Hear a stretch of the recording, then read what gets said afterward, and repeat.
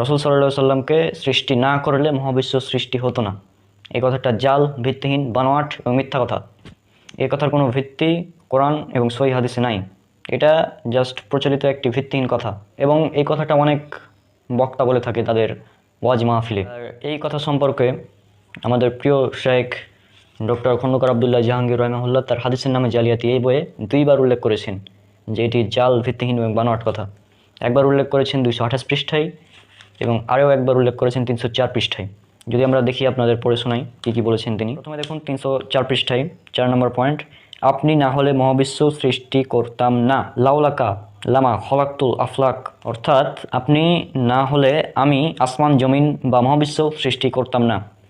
আল্লামা সাগনি, মোল্লা আলী কারি, Abdul high Lakhnavi ও অন্যান্য মুহাদ্দিস এ বাক্যে কথাটিকে ভিত্তিহীন বলে উল্লেখ করেছেন, কারণ এ শব্দে এ বাক্য কোনো হাদিসের গ্রন্থে কোনো প্রকার সনদে বর্ণিত হয়নি। অর্থাৎ এই কথাটা বানোয়াট, ভিত্তিহীন এবং জাল, অর্থাৎ এটা একটি জাল হাদিস, বা এই কথাটি হাদিসের নামে চালানো হয়, কিন্তু এই কথার কোনো ভিত্তি কোরআন কিংবা সহিহ হাদিসে নাই, কোনো সনদে বর্ণিত হয়নি। এটা জাস্ট মানুষের মুখে মুখে চলে আসছে।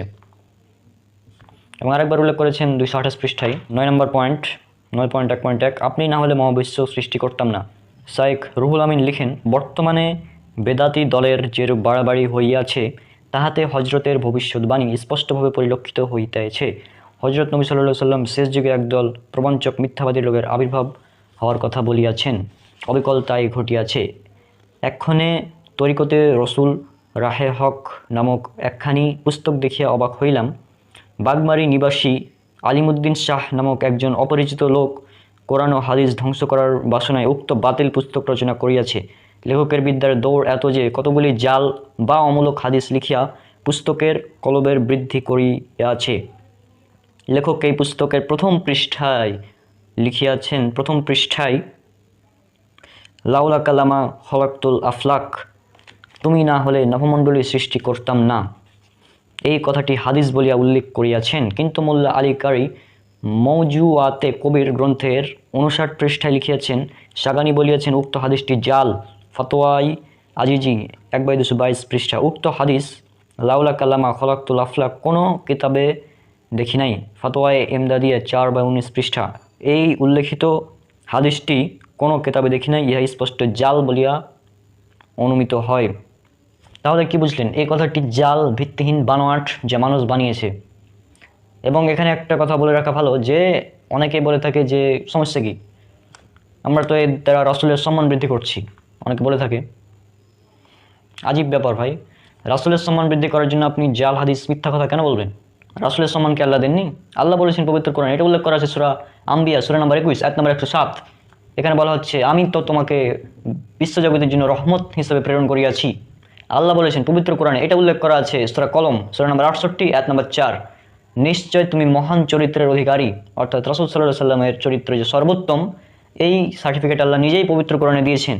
এছাড়া আল্লাহ বলেছেন পবিত্র কোরআনে সূরা আহজাব সূরা নম্বর 33 আয়াত নম্বর 21, আর তোমাদের রাসূলের মধ্যে রয়েছে তোমাদের জন্য উত্তম আদর্শ।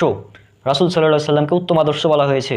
তাহলে এত সম্মান আল্লাহ সুবহানাহু ওয়া তাআলা নিজে দিয়েছেন রাসূল সাল্লাল্লাহু আলাইহি সাল্লামকে, আর আপনি নিজস্ব বানোয়াট একটি কথা যা আপনি হাদিসের নামে চালিয়ে দিচ্ছেন, হাদিসের নামে মিথ্যা কথা বলছেন, এগুলো প্রচার করে বেড়াচ্ছেন ওয়াজ মাহফিলে।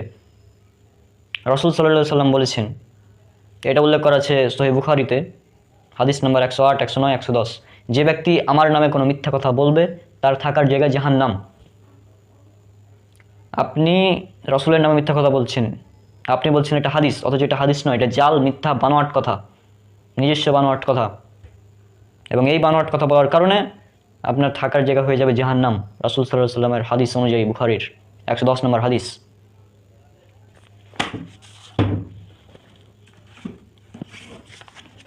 এই যে আমার কাছে আছে সহিহুল বুখারী প্রথম খণ্ড, এর 110 নম্বর হাদিস যদি আপনাদের দেখাই, 110 না, 106, 7, 108, 109 এবং 110, 106, 107, 108, 109 এবং 110 নম্বর হাদিস সহিহুল বুখারী প্রথম খণ্ড। এখানে 106 নম্বর হাদিস দেখুন, আলী রাদিয়াল্লাহু আনহু থেকে বর্ণিত, তিনি বলেন, নবী সাল্লাল্লাহু আলাইহি সাল্লাম বলেছেন, তোমরা আমার উপর মিথ্যা আরোপ করো না, কারণ আমার উপর যে মিথ্যা আরোপ করবে সে জাহান্নামে যাবে। 107 নম্বর হাদিস, একই কথা বলা হয়েছে। যে আমার উপর মিথ্যা আরোপ করলো সে যেন জাহান্নামে তার ঠিকানা বানিয়ে নিল। 108 নম্বর হাদিস, যে ব্যক্তি ইচ্ছাকৃতভাবে আমার উপর মিথ্যা আরোপ করে সে যেন জাহান্নামে তার ঠিকানা বানিয়ে নেয়। 109 নম্বর হাদিস, সালমান ইবনু আকওয়া রাদিয়াল্লাহু আনহু থেকে বর্ণিত, তিনি বলেন, আমি নবী সাল্লাল্লাহু আলাইহি সাল্লামকে বলতে শুনেছি, যে ব্যক্তি আমার উপর এমন কথা সম্পর্কিত করে যে আমি বলিনি সে যেন জাহান্নামে তার ঠিকানা বানিয়ে নেয়। আবু হুরায়রা 110 নম্বর হাদিস, আবু হুরায়রা রাদিয়াল্লাহু আনহু থেকে বর্ণিত, তিনি বলেন, নবী সাল্লাল্লাহু আলাইহি সাল্লাম বলেছেন, যে ইচ্ছাকৃতভাবে আমার উপর মিথ্যা আরোপ করলো সে যেন জাহান্নামে তার ঠিকানা বানিয়ে নিল। তাহলে সহিহ বুখারীর হাদিস থেকে প্রমাণিত যে রাসূল সাল্লাল্লাহু আলাইহি সাল্লামের নামে যদি মিথ্যা কথা বলেন আপনি, তাহলে আপনার থাকার জায়গায় জাহান্নাম। আর এই যে এই মিথ্যা কথা, আপনাকে সৃষ্টি না করলে মহাবিশ্ব সৃষ্টি করতাম না, এটা মূলত আল্লাহর নামে মিথ্যা কথা হয়ে যাচ্ছে। আপনাকে সৃষ্টি না করলে মহাবিশ্ব সৃষ্টি করতাম না, এটা আপনি আল্লাহর উপর চাপিয়ে দিচ্ছেন এই মিথ্যা কথাটা। চিন্তা করুন, রাসূলের নামে যদি মিথ্যা কথা বলেন তাহলে আপনার থাকার জায়গায় জাহান্নাম। তাহলে আল্লাহ সুবহানাহু ওয়া তাআলার নামে যদি মিথ্যা কথা বলেন তাহলে কি হতে পারে পরিণাম? আল্লাহ বলেছেন পবিত্র কোরআনে, আল্লাহর নামে বা আল্লাহ সম্পর্কে যে ব্যক্তি মিথ্যা কথা বলে তার চেয়ে অধিক জালিম আর কে হতে পারে। এটা উল্লেখ করেছে সূরা আনআম সূরা নম্বর 6 আয়াত নম্বর 21, সূরা আনআম সূরা নম্বর 6 আয়াত নম্বর 93, সূরা আনআম সূরা নম্বর 6 আয়াত নম্বর 144, সূরা আরাফ সূরা নম্বর 7 আয়াত নম্বর 37, সূরা ইউনূস সূরা নম্বর 10 আয়াত নম্বর 17, সূরা হুদ সূরা নম্বর 11 আয়াত নম্বর 18, সূরা কাহাফ সূরা নম্বর 18 আয়াত নম্বর 15, সূরা আনকাবুত সূরা নম্বর 29 আয়াত নম্বর 68 এবং সূরা সফ সূরা নম্বর 61 আয়াত নম্বর 7। এখানে বলা হয়েছে যে ব্যক্তি আল্লাহর নামে মিথ্যা কথা বলে তার চেয়ে অধিক জালিম আর কে হতে পারে। তাহলে আপনি এই কথা বলে যে আপনাকে সৃষ্টি না করলে মহাবিশ্ব সৃষ্টি করতাম না, এটা একটি বানোয়াট মিথ্যা এবং আল্লাহর নামে মিথ্যা কথা, রাসূলের নামে মিথ্যা কথা। যখন আপনি বলছেন এটা হাদিস, তখন এটা রাসূলের নামে মিথ্যা কথা। তাহলে বোঝা গেল এই কথাটা মিথ্যা, বানোয়াট, এবং এই কথার কোনো সনদ নাই, কোনো হাদিস গ্রন্থে পাবেন না। আর এই ধরনের অসংখ্য মিথ্যা কথা আমাদের সমাজে প্রচলিত আছে। ইনশাআল্লাহ ধীরে ধীরে এগুলো আমরা এই সিরিজের মাধ্যমে উপস্থাপন করব, যাতে মানুষ এই জাল হাদিসগুলো থেকে সতর্ক হতে পারে।